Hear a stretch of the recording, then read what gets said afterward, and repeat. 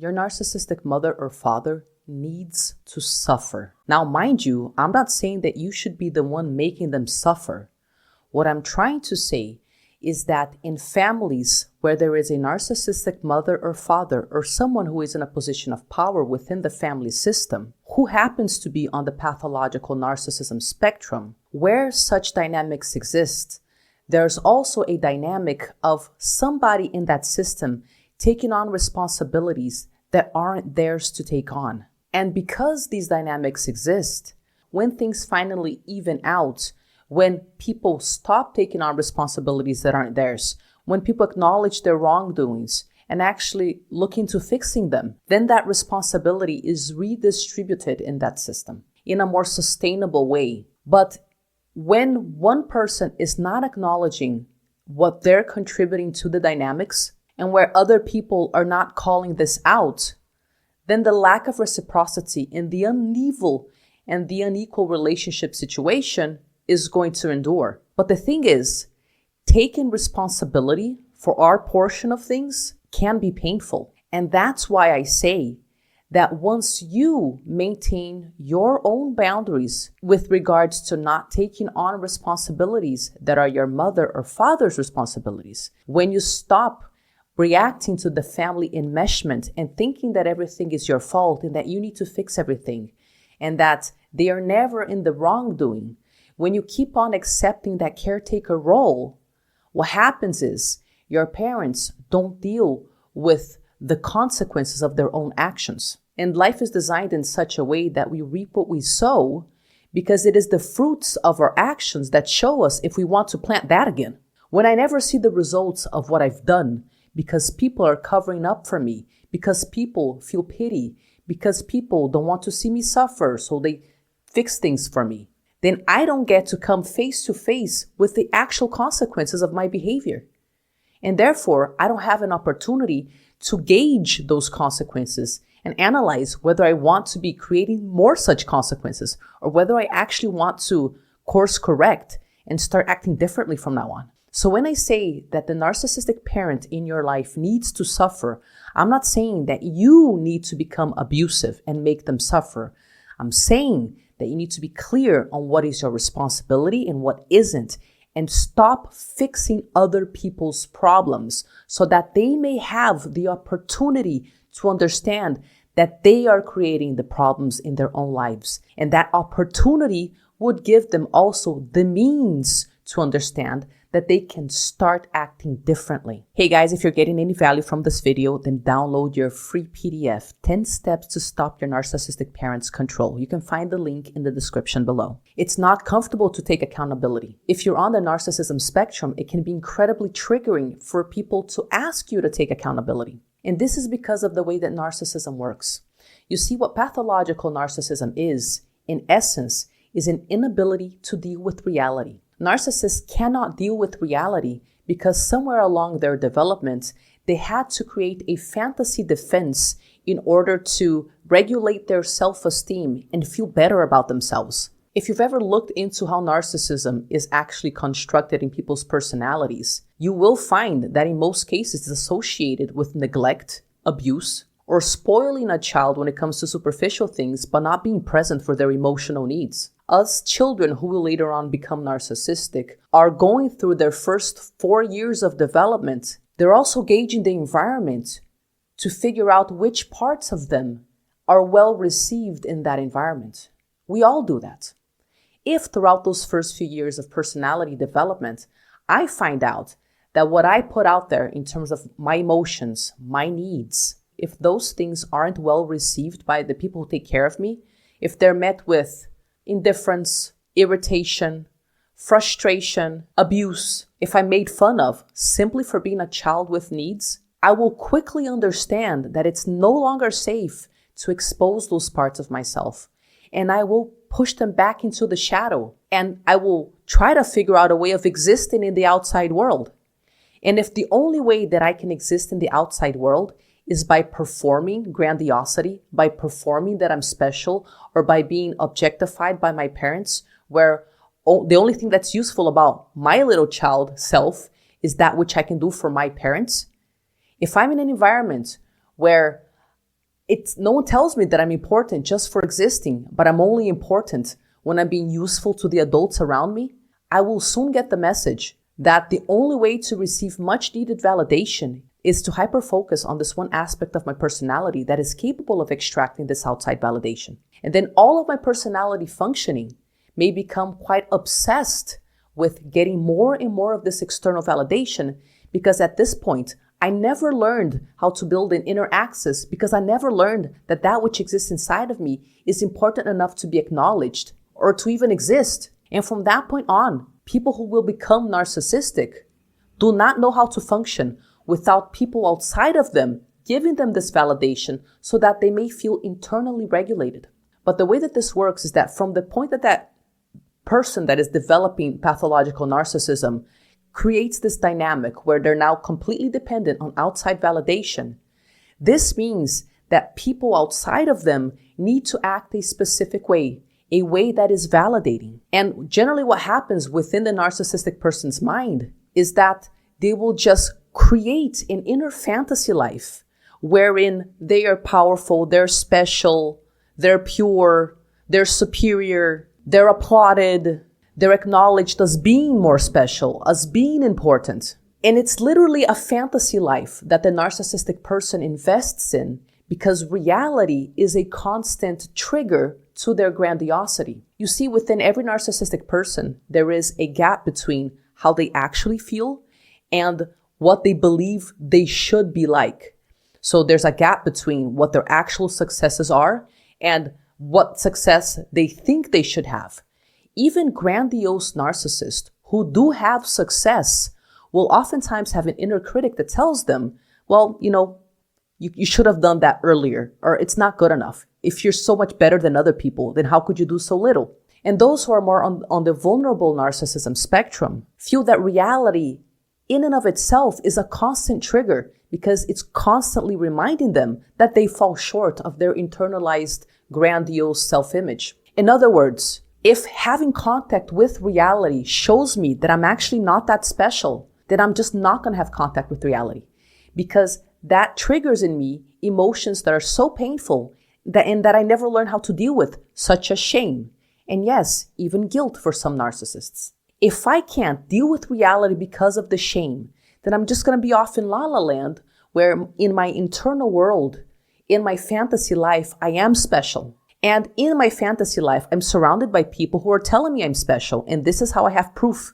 Now, what narcissistic people do is that when they meet people, what they're actually trying to do unconsciously is they're trying to find non-essential players. So most narcissistic people don't understand that they live in fantasy land. And when it comes to a high degree of pathological narcissism, this fantasy defense is so intense that it looks like psychosis for people on the outside, because it's shocking to us how the person can just rewrite reality according to what would protect their self-esteem. When narcissistic people choose outside people to be part of their lives, what they're actually doing is their personality functioning is choosing characters that have the only function of validating the narcissistic person's self-esteem. And this means that those people who are chosen must act in a validating way, like the narcissistic person's fantasy would have them act. But real people are not figments of a narcissistic person's self-regulatory fantasy. Real people have real needs, real desires, real preferences.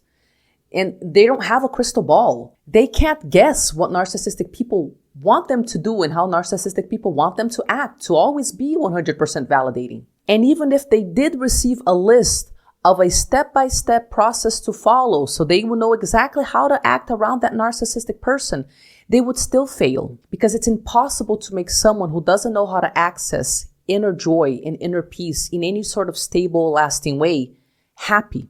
There are certain things that we can only do for ourselves. And unfortunately, if you're dealing with a narcissistic parent who is not working on themselves, then there's nothing you can do to make their pain go away, even if you act exactly like they tell you to act according to their internal fantasy. The moment narcissistic people understand that you're not going to be this fictional character that does what they want you to do so that they may feel regulated internally, the moment that they have contact with the real you, the reality of your person, then this is incompatible with the role they need you to fill within their fantasy. That means that people's reality is not compatible with narcissistic people's internal fantasy. And that's why boundaries are perceived as personal attacks by narcissists. The moment you tell a narcissistic mother or father, I don't want to act that way, that doesn't make sense to me, I have this preference, I have this other need here,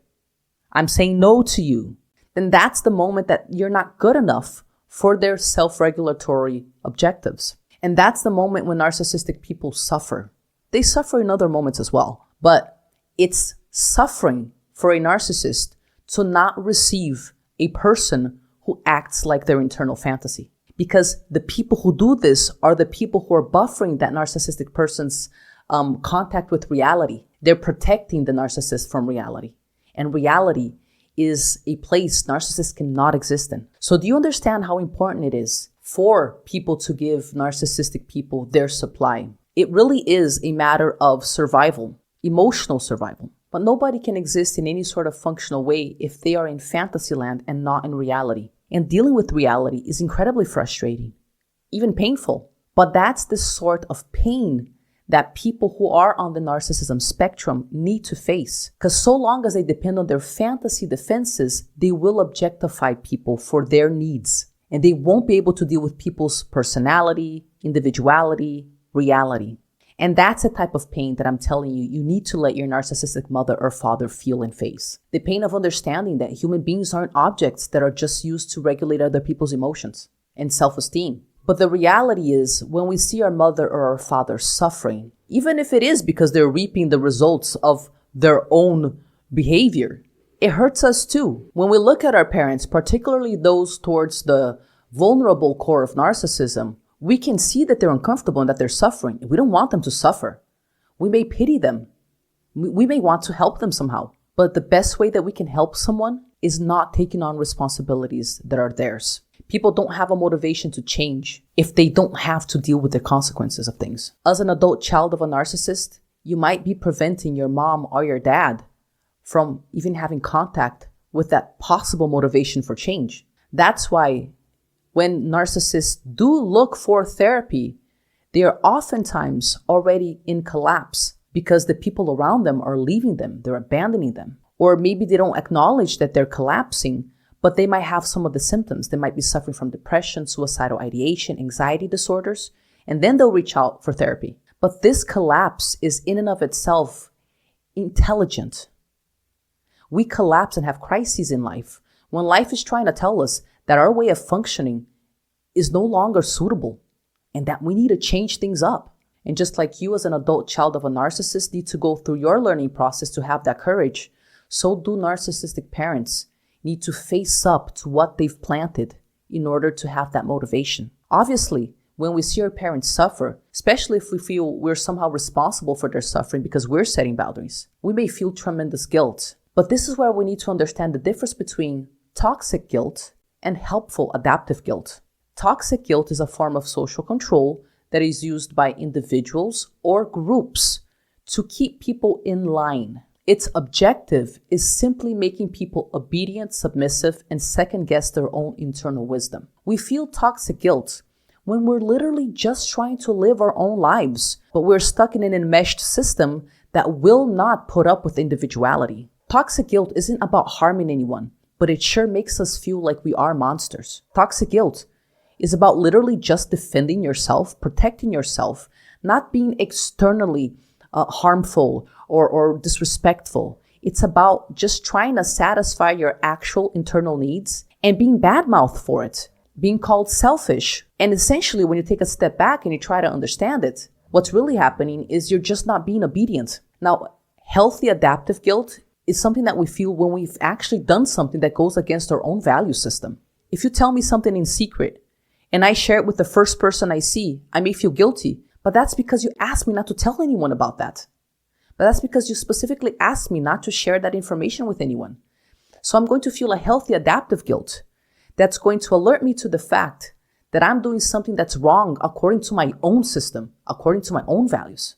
If I betray you, I'll feel adaptive guilt. if I'm capable of guilt, obviously. Once you can figure out if what you're feeling is toxic guilt, that is just emotional control, so you never step into your full self and just become a figment of someone's imagination that serves to regulate their self-esteem. Once you understand that that's what you're feeling, that you're not dealing with a situation where you're actually feeling guilty because you actually did do wrong and you need to fix that, then you can also understand that the guilt that you're feeling when you sustain such boundaries with narcissistic or overbearing or disrespectful parents is something that's just part and parcel of the individuation process. That means you're just going to feel it for a while until you break free from that sort of manipulation. And that means you're going to have to take steps to maintain your boundaries even as you feel this crushing toxic guilt. I promise you, if you keep on taking the steps that are aligned with your inner values, that serve not to actively hurt other people, but to keep you safe, eventually the toxic guilt does go away. But you need to walk through that initial fire. Because if you don't have a handle on your guilt, you will never be free of manipulative relationships in your whole entire life. You need to be able to take steps even when people are guilt tripping you. Now remember, to summarize the main points in this video, all of us reap what we sow, and this is life's intelligent design. Life is designed this way because when we receive the fruits of our efforts, we can analyze whether that's what we were aiming for and whether there's something that we should change. People should face up to what they've done. And your parents should be able to face up to the consequences of being narcissistic. Even though they didn't ask to be this way. Nobody asked to have a personality disorder. You didn't either. You did not cause their narcissism. And you do not need to be the one that's responsible for regulating it. Don't second guess life's intelligence. When you don't set boundaries, you deal with those consequences. When people overstep boundaries, they need to deal with the consequences as well. Consequences are the way that life shows us the results of our attitudes, so we can choose again. And nobody can escape from consequences. So you're not being a monster by simply refusing to keep on being enmeshed and being blamed for things that you didn't cause. The suffering that your parents might be feeling because you're setting these new boundaries has nothing to do with you being a monster or betraying your family, and it's got everything to do with their personality functioning that does not function without objectifying people. But that's never going to create a relationship that's healthy. You can't just objectify people according to your inner fantasy and think that there's going to be any sort of respect in these relationships. Once we start our healing process and we start individuating from our enmeshed family system, and we might be psychologically enmeshed even if we're in no contact with them, okay? Because it's an internal process. Once we start treating ourselves better and we start taking ourselves more seriously, we understand that we can choose to be exclusively in relationships where boundaries are respected and where there is reciprocity. And if what you have with your parents doesn't fit the bill, then you absolutely can distance yourself from that. If you want to know how to gain this level of psychological independence so you can identify your boundaries and maintain them with your narcissistic parents, even if you feel guilt or shame or fear or whatever, then stay tuned for my Break the Chains program. Then keep an eye out for the launch of my Break the Chains program. It's a protocol I've used with thousands of people over the past 10 years around the world that has helped adult children of narcissists gain psychological autonomy so they can call their shots in their own lives, regardless of their narcissistic parent or family system's reactions. So before we finish this video, let me ask you, are you feeling guilt over the boundaries you've sustained with your parents? Is it toxic guilt? Or is it an actual healthy adaptive guilt? Do you notice that you're actually being harmful? Or are you just being controlled? Let me know in the comments below. And I guess the last message that I want to give you is, as a therapist, I have treated people on the narcissism spectrum and people diagnosed with narcissistic personality disorder. And it's true that many of them don't stay in therapy, but some do over years. And they do manage to change their behavior. But the only people who are narcissistic that I have ever seen get any better are people who are ready to deal with the consequences of their actions. If you're not dealing with one of these people, then all of your wishful thinking is in vain. The only hope you could possibly have of helping someone who is narcissistic is by having them deal with the consequences of their actions and not pitying them all the time. And if you're dealing with someone who doesn't want to own up to what they do, then you have no chance of making that relationship be better. And I know that's a tough pill to swallow, but that's also got to do with our ability to stay in reality when we're dealing with narcissistic people's crazy making interfantasies. But that's also part of our ability to stay in reality and not go off into la la land where we're fantasizing and hoping that things can get better if we just love enough and give of ourselves enough. That's never the way with narcissistic people. Anyway, guys, that's it for today. If you found this video useful, then you might find this other video useful as well.